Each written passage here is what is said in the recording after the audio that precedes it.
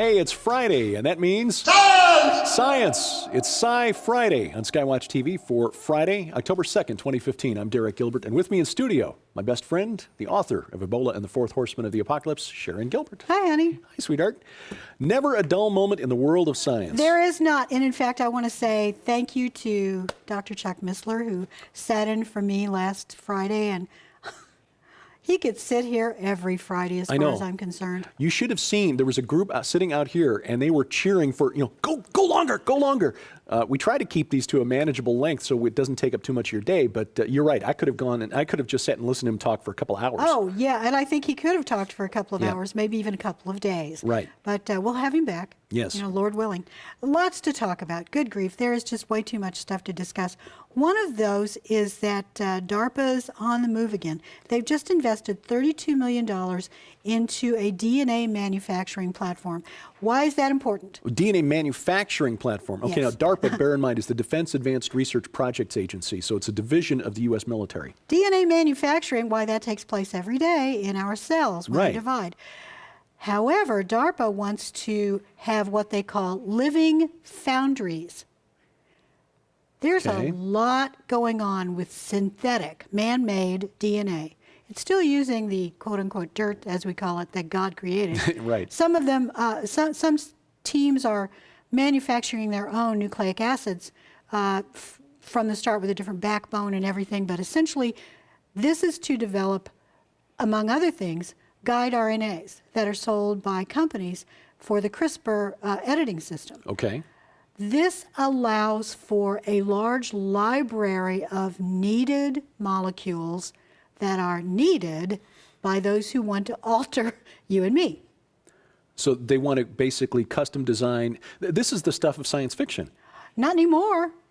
Not anymore. It is absolutely happening every day. And DARPA, as I said, just invested $32 million in. They've constantly got money going out to various companies that will help them to design a better soldier. That's really what it comes down to. Well, that's the big question with DARPA. Anytime they do anything, the question is, how can this be weaponized? Because that's their mission. That's why they're funded. Right. Well,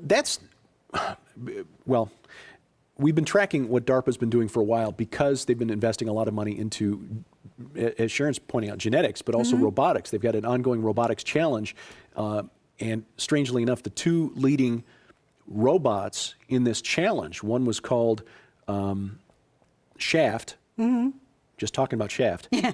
Was Atlas in there too? Atlas was the other. Atlas was created by Boston Dynamics, and Shaft was a company out of Japan. Well, Google purchased both of those companies and withdrew them from the competition, which makes you wonder what Google is doing with robots that were developed for military research. Well, but anyway. Google also is developing artificial intelligence. Yes. So they want to put the two together, have an artificial intelligence within a construct such as a robot that can go into the field, and it's being sold as these will help mankind. If you've seen the TV show Humans, you know that these Hubots, or whatever they were called in the series, synths, I think. Synths. They were called Hubots in the Swedish version. These are meant to help mankind. We're being sold the idea of genome engineering, bioengineering humans as being for the betterment of us. We are essentially upgrading ourselves, according to transhumanists. They call it self-directed evolution. Yeah. Well, it is a little disturbing that DARPA is involved in this because, and Tom Horn, God bless him, has been on the cutting edge and the leading edge of this kind of warning about this type of research and this technology. And there are those who've criticized him for being an alarmist, spreading fear. But the fact is that DARPA is, in fact, engaging not only in this, but another story that came out this week about work that they're doing on implants, neurological implants, chips that would be implanted in the brain to accomplish a couple of things, primarily enhancing performance on the battlefield, but also treating allowing soldiers who've been traumatized to recover more quickly from post-traumatic stress disorder by implanting a chip in the brain. But again, the question with anything DARPA does is, how can this be weaponized? What's interesting about those chips is I've been reading about those for a couple of years. Probably they have been experiments for a dozen years or more. for me to have seen anything on them in the last couple of years. They are supposed to help with PTSD. And also if you see something really important to the military information, that rather than depend upon your natural memory, it's recording things. So it enables you to communicate probably wirelessly in some way, allows someone else to help control your access to your own memories, but it can also implant memories. Or remove memories. Yes, that's what I'm saying. Yes, can right. delete them or add them. So you don't know for sure. It's like that Arnold Schwarzenegger movie. Total Recall. Total Recall. What is really real? Yes. Yes. Wow. And by the way, just a program note, I'll be talking with the author of a new book about the history of DARPA, Annie Jacobson, the book called The Pentagon's Brain, this weekend, and hope to have some audio from that for next week's, one or two of next week's reports. Oh, that'll be awesome. And she's talking about this, this research, because this does relate to research into artificial intelligence and the creation of autonomous hunter-killer robots or lethal autonomous weapon systems laws. Let me tell you one of the other reasons that we need to be really worried about what DARPA is doing with regard to implants in our soldiers, robotics on the field. They can be hacked. If we can communicate with the robots and the soldiers, someone else can hack them. In fact, there's a story out this morning from the head of DARPA, and she says regarding cybersecurity, it's patch and pray. In other words, they don't really have a robust solution. They're just trying to fix it as they go. No, they don't. In fact, they just issued a call for suggestions and propositions for using analog means to monitor digital systems. Essentially, they're looking at the heat output, how many cycles you're using, all of the various activities that can be measured electronically, what the wavelength is you're putting out. This gets into physics, and physics, I don't want to talk about it. We need Chuck Missler for Physics that. is hard, yeah. That was one of the walls I hit. That's why I went into life sciences. That's why I talk for a living. But imagine if you're on the field and suddenly your Atlas robot is hacked by the enemy. Yeah. Or if you're a soldier who is wirelessly networked through a chip in your brain to the rest of your platoon, and suddenly your whole platoon, your squad, is hacked. And here's the other question. When you are a soldier and you are chipped, is it removed before you go home? Are you still constantly monitored? Will you still be under orders? And just in case you think that we're maybe overstating the possibility of being hacked, comes a story this week that the former head of the National Security Agency, which is the biggest collection of geeks, hackers, crackers, and programmers in the world, General Keith Alexander had his identity stolen this past week. Can you get... So on the one hand, it's encouraging to know that even he is not immune to this type of hacking. But secondly, it is a warning, because somebody who should be more aware of this type of illicit electronic activity than anybody else still had his identity cracked and hacked. You'd think so, wouldn't you? A 35-year-old guy was the son of a Chicago police officer, was arrested for doing this. He tried to file a false tax return. And here's a lesson for you. If you're a hacker, don't hack the identity of the head of the NSA and then try to claim a tax return, because you're going to get caught. Well, while we're talking about DARPA and cybersecurity, you may think that if I'm not a soldier, it's not going to be a big deal, but the truth is that the Internet of Things is all using open source software. That's right. Pretty much the same program to run firmware and operating systems. That's right. To run all of it. So your refrigerator may be hacked. Your gym shoes. Your clothing could be hacked, and it could influence everything else on your local network in your home. So you don't know what's happening. The Internet of Things is huge. I mean, DARPA is also looking at cybersecurity solutions in the analog domain to help with that, because they want everything to talk to each other. They truly want us to put it in a virtual world. In other words, bringing the matrix to reality. Everything around us connected one to another. Televisions, appliances, clothing to monitor our health Probably status. our pets. Well, our pets, yeah. Well, Heck, Sam a lot of our spies pets on are us already. now, so. That's right. I do want to talk about one other thing that's sort of connected, because we talked about genetic engineering and the CRISPR system, but this is just basically genes. There was a story out that a gentleman did an experiment on his own, taking a look at the Cohen family of genes and whether or not the Y chromosome in those who believe that they are, he believes that he's descended from Aaron. He believes he's a genuine Kohanim or Kohanim.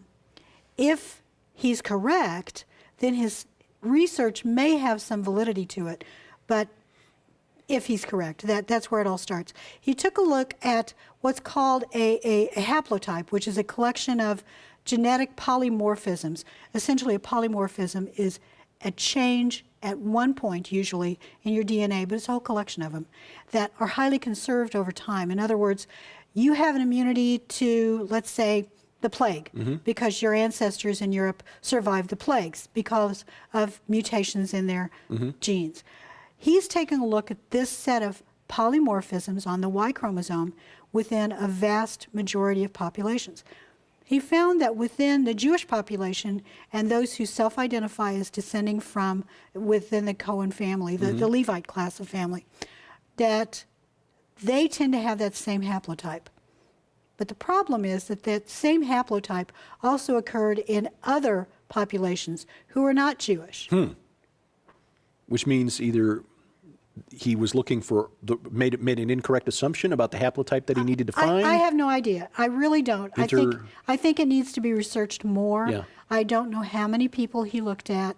A small number can give you very skewed data. But if it's true, he used a computer calculation to take a look at the separation between Sephardic and Ashkenazi Jews, which took place around 1000 AD, I think. And both branches have the same haplotype. So at the very least, they still had it back in 1000 AD. In other words, that haplotype goes back at least that far. He used a computer program to try to see how far it may have gone. And I'd have to, again, look at his actual research to know if this is reliable. But he believes it traces back to Aaron. Therefore, the modern Kohanim are indeed descended from Aaron the priest, which the reason I want to talk about this is because those who want to believe, to build a new, third temple, right. the third temple, they're going to need a priestly class that That's right. genuinely That's right. descends from Aaron. That's right. And I think the assumption is that they come from Aaron, but I think if I remember the article correctly, all he did was he was able to say that this genetic marker, when you trace it back mathematically, came from a single ancestor around the year 1300 BC, which puts it roughly in the time frame of Moses and Aaron, within a couple hundred years, probably. It's a real guess, to be honest but it is with a you. Guess. But it's a starting point. Yeah. And I think those who, within the Temple Institute and other organizations that are trying very hard to bring the third temple about, this is important to them. Right, because again, they need to identify those who are authorized to serve in the temple in order to build the temple. And as they draw closer, they have, in fact, posted the architectural drawings for a proposed third temple to the internet. Yeah. You can find that at templeinstitute.org. Of course, they've also got the fundraising campaign going on to try to breed red heifers in Israel so they can find that perfect red heifer. Yeah, and I've said this, so I just want to see how we're doing on time. I've said this before, that I'm not sure if there really were a red heifer that qualified that we'd know about it. I think that whatever group was raising that little heifer would be trying very hard to keep her identity secret. Right, because there are geopolitical implications to that as well. Oh, yes. Yeah. Well, we are into the month of October now, as we mentioned, and coming up in October, a couple of things to tell you about. First of all, the Strategic Perspectives Conference, October 23rd through 25th at Koinonia Institute. Actually, this will be at the Coeur d'Alene Resort in Coeur d'Alene, Idaho. Tom Horn will be there as a speaker. Of course, Chuck Missler, because Koinonia Institute is his ministry. Our good friend Gary Stearman from Prophecy Watchers will also be there. You're going to be there. I'll be there conducting interviews and just sucking up as much information as I can. Future guests on SkyWatch TV, Joel Richardson and Colonel Bob McGinnis will be there. So if you need information and would like to register for that event, it's the 10th Annual Strategic Perspectives Conference. Log on to koinoniainstitute.org. And during the month of October, I think a very timely thank you for your financial gift to SkyWatch TV, a copy of the book God's Ghostbusters. This was published in 2011. It's an anthology of essays about the supernatural realm, specifically related to things that go bump in the night: vampires, werewolves, ghosts, demons, and really fascinating essay by Sharon on virtual sin and the impact that it has on your soul. Why do we as humans have such a fascination with zombie movies? I don't know. Horror movies. Well, I write about it Yeah. in there. I think this whole collection is really important because there are young kids all over the world who are asking their parents, asking their pastors, their teachers, are there ghosts? Does the Bible explain them? Why are these supernatural, spiritual events taking place when it seems like the Christian world is just saying, no, there's no such thing. No such thing as ghosts, yeah. Well, this gift, our gift to you, by the way, for any donation to SkyWatch TV, you get a copy of God's Ghostbusters from SkyWatch TV. If you'd like information on how to donate, log on to skywatchtv.com and look for the menu bar at the top. It's on the right-hand side there. And again, for your gift of any size during the month of October, we'll send a copy of God's Ghostbusters to you. Well, another fascinating discussion that's ended too quickly. Once again. Yeah. For Sharon Gilbert, I'm Derek Gilbert. Thank you for watching as we keep watch. This is SkyWatch TV.